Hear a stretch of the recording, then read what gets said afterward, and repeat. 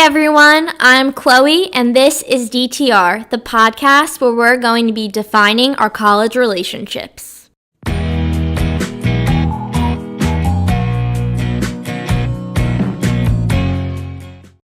Hey everyone, welcome back to DTR. This is our third episode in the series, and today we're going to be talking about long-distance relationships, which is a topic that we've been poking at in the last few episodes. This is one of my favorite things to talk about, so without further ado, let's get to chatting. Alright guys, so in the first part of the podcast, we're going to be talking about deciding if long distance is the right thing for you. Now, long distance can make or break a relationship if you do not know how to handle it the proper way. Not only do you have to be in the right headspace to tackle long distance, but you have to know in your heart if you yourself are strong enough to tackle such a feat, and that really comes from knowing yourself, loving yourself, and really getting to know the way that you operate. One of the things that bothers me the most about long distance is the stigma surrounding it. Many people share their horror stories of long distance, but rarely do we hear success stories, and if we do, it's once in a blue moon and it seems something completely unattainable. In my opinion, if you want to tackle long distance, you must work to build trust within your partner and honestly within yourself. If there's no trust in a long distance relationship, there's little room for it to succeed. Think about it. So more than not, you will be away from your partner in a long distance relationship, and that's why it's called long distance. Duh. You and your partner are going to be living somewhat separate social lives, so it's important to feel in your heart and trust that your partner will not cheat on you or move on or do anything that you feel personally uncomfortable with in your own relationship. To me, the trust aspect is the biggest part of a long-distance relationship. I've heard so many friends break up with their partners because they don't trust them, because they see on the weekends on their social media or their Snapchat, like going out partying at frats or being around other girls. And as we talked about in the first episode of the installment, social media really changes the dynamic of a relationship, and if you are in a long-distance relationship, you have to be very careful that it does not sabotage your relationship or make you extra on edge because you're always trying to track your partner, and it leads to a bigger room for distrust. So to avoid this trust issue, before you and your partner leave to go to college, I think it's very important to have a conversation about trust and your own boundaries. For any successful relationship, there needs to be boundaries that are set. Talk about how the two of you feel comfortable, like what you feel comfortable doing, and respect will only have to follow. If you talk about this before you leave, there's no room for anyone to say, well, we never talked about that. You never said that you were uncomfortable. And it really sets the precedent for if there is something that comes up along the way, you and your partner will be able to bring it up and talk about it smoothly because you already had before you left for college. Now, in an article published by Cosmopolitan, my favorite, titled 7 Ways to Survive a Long-Distance Relationship in College, Dr. Mariana Bakarova, a PhD who teaches relationship psychology at the University of Toronto, for parting ways at college, encourages couples to set boundaries. This is one of her biggest tips. Bakarova says leaving for college is, quote, a great opportunity to openly and comfortably talk about the new rules you may want to establish. Bakarova also suggests discussing what you and your partner constitute as cheating, as this topic can somewhat be a blurred line. Now, if you and your partner are on the same page, unquote, but if you and your partner are on the same page, there's little room for any miscommunications or misunderstandings on what is appropriate for your own relationship. And I keep repeating that over and over again because I've heard many stories from my friends, and I'm sure maybe some of my listeners out there, you've also heard stories from family or friends saying that, oh, like my boyfriend or girlfriend said that they were confused on this topic. They didn't know that I was going to be upset with it, and they didn't know that I was going to freak out. But in honesty, if you talk about your boundaries, it will not happen, trust me, and it will make your relationship go so much more smoothly. Not to say that there won't be road bumps along the way, but there probably won't be any major hiccups. And another topic I would love to talk about is my own secret tips for keeping any long-distance college relationship alive. As I mentioned in the first episode of DTR, I'm in a long distance relationship with my boyfriend Rich, who you guys met in the last episode. At first, long distance almost got the best of us, which is something that I'm not so proud to admit, but it is honestly the truth. There was never a lack of love between us. We almost loved each other too much to cope with being apart, and it really left both of us on edge because we weren't patient and we weren't at first willing to bend and really ebb and flow with the tide. But once we got into the groove of things, we were able to set boundaries and realize what we had was too special to let go. So then we tackled long distance like bosses. One of my most important tips for conquering long distance is planning weekend trips constantly, or consistently. If it can fit within your budget or your schedule, I think it's really an important thing to do. Dr. Bokarava, from the Cosmopolitan article that we just talked about earlier, says, quote, relationships can become boring if you repeat the same activities, so set aside some time together to do something new. So if you, unquote, so if you do go to see your significant other frequently and you have the liberty that you're only an hour or two away, you can drive by car. When you go visit them, you don't want to keep repeating the same thing, like laying in bed, watching a movie. Although that is a novelty, I think that it's great that, because you don't go to the same college, exploring their college town, nightlife, restaurants, their friends could be a very fun exploratory activity for you guys to share together. And also, if you keep doing that, doing new different social activities every time you go, you're also becoming a part of their social lives at school. And although you both have separate friends, you're really integrated with the group and you have a good relationship and standing with who your boyfriend or girlfriend may be hanging out with. Because my boyfriend and I are only 1 hour apart by car, we do plan to see each other every 2 weeks, or sometimes every weekend if we're lucky, if we have time to grab lunch or go on a day trip, and then I would leave the following Monday, or he'll come home and leave the following Monday. And it really, planning little lunches and day trips that are unexpected is a great way. Oh, sorry guys, that's my obnoxious ringtone. Is a great way to really spice things up and do something different, and it'll give you that energy boost that you needed from your partner because you miss them so much. Changing up what we do every day, every time we see each other, helps us to cherish our time together, spice it up like I said, and make the most of our relationship as well. In another article published by Marie Claire titled 10 Secrets to Success in a Long-Distance Relationship, Dr. Paulette Sherman, a licensed psychologist with a specialty in romantic relationships, gave her advice on the topic. Dr. Sherman explained, when in a long-distance relationship, it is important to deal with your fights effectively. Sherman recommends, quote, mitigating fights by talking through concerns instead of letting them build. She also recommends, quote, getting out of the habit of texting during fights in lieu of calling to clear the air, unquote. So really mitigating to basically avoid or work through. Don't get into a fight over the phone or over text. There's so much room for miscommunication. So many hard, hurtful things can be said and could be avoided if you just called and really talked out your feelings. This was something I learned the hard way in my long-distance relationship. Letting things build up only causes more problems in the end. When we first got to college, Rich and I were fighting quite a bit over text. We didn't know how to control our emotions. We were young. We were only 18. We're still so young, but it was like coming from high school into this overly adult situation, and you don't know how to facilitate your emotions correctly. And it's like really such a quick grow up that you have to realize, oh wow, you hear movies, the most important thing is to communicate. I don't know how to do this, but we're going to have to learn.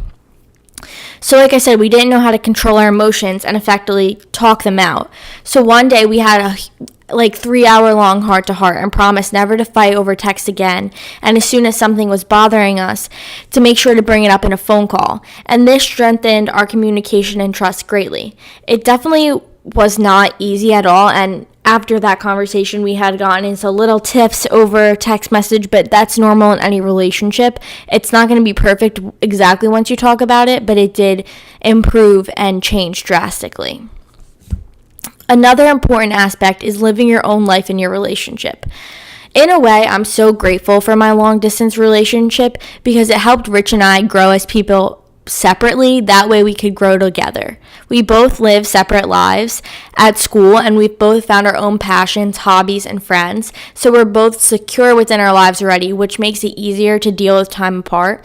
Although it is still very difficult for us, it's a little easier because we both have a goal that we're working towards. So that way after graduation we could definitely work to move in together, get a job, and really start our foundation and live our lives together. And also, a thing I would like to add is Rich and I are both, when we're together, we like to be together every day. It's like, it's the greatest relationship ever. Like, we're best friends. We don't mind doing things together every day. We do spend time with family. We make our relationship work, but we're usually, when we're together 24/7, like a couple who does live together almost. So I feel that if we didn't have that factor of long distance in our relationship, it definitely would have been harder for us to like separate a little bit and like branch out. But because we were forced to, it was like the best thing for our relationship because we can deal with times apart, we can deal with growing up, and we really have been like being adults on our own. So together makes it so much more stronger. Dr. Sherman from the Marie Claire article also said, quote, "The couples are able to maintain hobbies and friends outside of a relationship, and when you're in long distance, it's even more important because that person can't be your whole life if they're not physically there," unquote. So this is what I was saying before. Don't get me wrong. I believe there's nothing wrong with loving your partner, having them be your best friend, and frequently spending time together. But I also think it's equally as important to spend time apart. And this makes your relationship strong all the way around. Because also then in the future, if you do have a job or you go on a girls or a guys trip, or you need to spend some time apart with family and go visit family, you're more equipped to do so because you've done it before. You spend time apart, and you know that that's not going to make or break your relationship because you've done it for a couple years, and you really have such a strong foundation, and that is the most important thing. And I honestly think because of that, everyone should experience a mini part of long distance for a month or two, just to be able to get that, oh, like I'm away from them, but I can still survive. I'm still strong, and I know that I'm good within myself, so that means that when they come back, we'll be even better. So talking about being strong and both being secure in yourself in a relationship, we have the other half of my relationship here today, again with us for the second time on the podcast. We have Rich here with us, and for those of you who don't know or didn't listen to the second podcast, he's my boyfriend, and we're in a long-distance relationship. He goes to Rowan, I go to Monmouth University. That's about an hour and a half apart by car. And today we're going to chat about the peaks and valleys of long distance and how we personally have overcome them. So thanks, Rich, for being here today, and we're honestly just going to jump straight into the questions and get the ball rolling. Rich, what is your one piece of advice to give to those who are just starting their long-distance relationships in college? So basically, over these 3 years that we've been in college, what's one of the most important takeaways that you've learned thus far? The advice that I would give to a couple starting their long-distance relationship would be just have patience. Things are going to change. Things aren't going to be the same. You're not going to be together the entire time like you were at home if you are that close.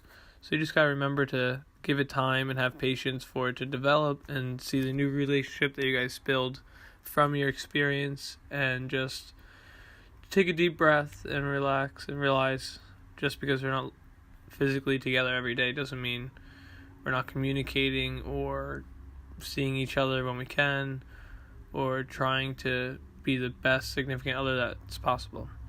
So I definitely think one piece of advice would just be have patience and let it develop.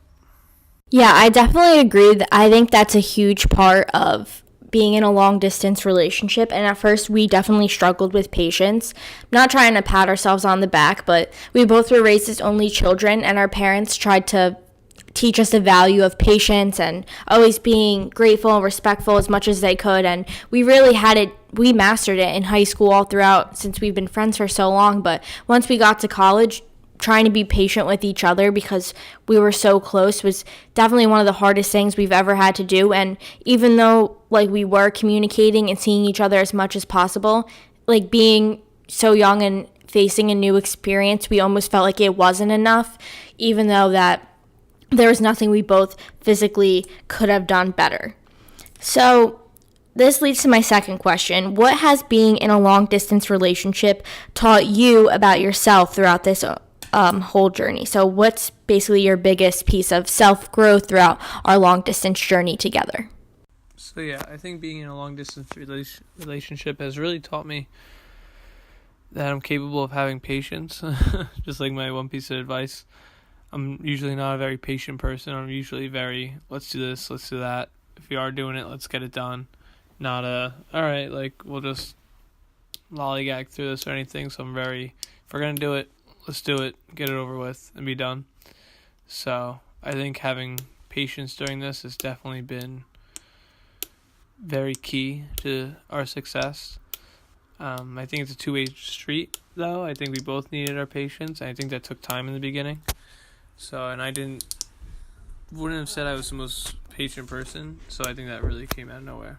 I also agree. Like we just talked about patience before, it's a huge factor. And I also think that it's important to tell all the listeners that being in this relationship, it's not going to be easy and you're not going to get the hang of it right away, even in the first few months, even in the first year. It might take you a year, 2 or 3 to really find your groove, and you'll always love each other. If it's a strong enough relationship, you'll be together, but you're not always going to find that groove and mesh right away because it's a new experience, and it's not like you get a break from it. You're constantly being hit with assignments, internships, new jobs, new friends, new experiences, new everything all at once while you're dealing with this relationship. So it's definitely a balancing act of patience as well as being able to acclimate to your new surroundings.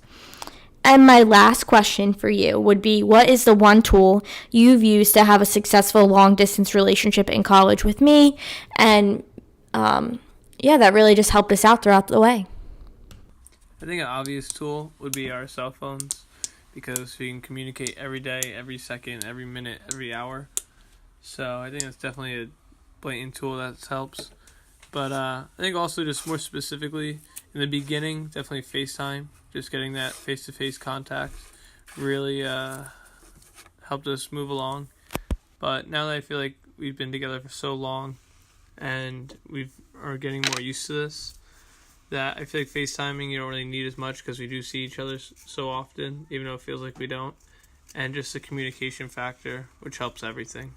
I think it's so funny that you brought up the FaceTime, because that's something that I also want to tell the listeners. We were big on FaceTime the first couple of years, and then really this year we weaned off of it because sometimes I also feel that FaceTime, it's hard to say to your partner because they want to see you face to face, but after a while you your heart gets hurt because you aren't seeing them in person. You're like, oh, it's making me homesick, it's making me want to be with them. And that's an important thing to talk to your partner about if you are feeling that way, and maybe just start calling instead. But I think in the first year or two, it's definitely important to establish that face-to-face connection, like you said. But also, if you can wean yourself off of it and then just become really dependent on communicating and phone calls, that also strengthens your communication skills, which is very important, like we've been talking about, instead of just relying on I need to see their face all the time. And now, as you guys are probably waiting for and anticipating, we're going to do my favorite part of the podcast, called Rose and Thorn. And our Rose and Thorn section is where we talk about our rose, which is our favorite thing about long distance relationships, or the topic we have on the podcast each week. And our thorn is the least favorite thing about the topic or long distance relationship. So let's get right into doing Rose and Thorn. So I'm going to start us off as usual. And I would say that my rose for long distance relationships is really getting to grow up separately, which is an odd one because it doesn't involve the both of us. But I feel that because we've gotten the opportunity to have different college experiences, get different friends, and find our different passions, it really allowed me to know and understand and love myself and get a good understanding of who I am. And I think that you've also gotten a good understanding of who you are separately, and that made us stronger together. And my thorn, aside from the distance, as always, be the feeling of being kind of upset in that in-between period and kind of feeling clueless and lost, and both trying to work towards something so hard that you don't know how to do because you've never been taught how to communicate properly as adults in a serious relationship. But again, that was like a huge growing thing for both of us, and we've learned it, and now we could teach other people our experiences on how to communicate. So what do you think your rose and thorn is? I think my rose would definitely be that every time I come home, it's exciting. Every time I know I'm going to come home, it's exciting. And it brings like another element to the relationship. It's not just like you get stuck in that routine and then it's, all right, this day we're doing that day we're doing this, and so on.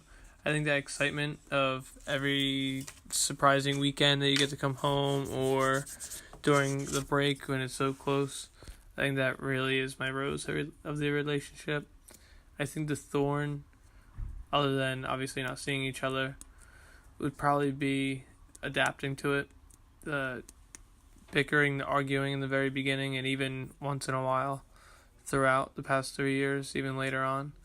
So definitely just adapting to having that patience, being able to understand that it's alright that we're not together every second of every day. And I think it's just something you gotta adapt to.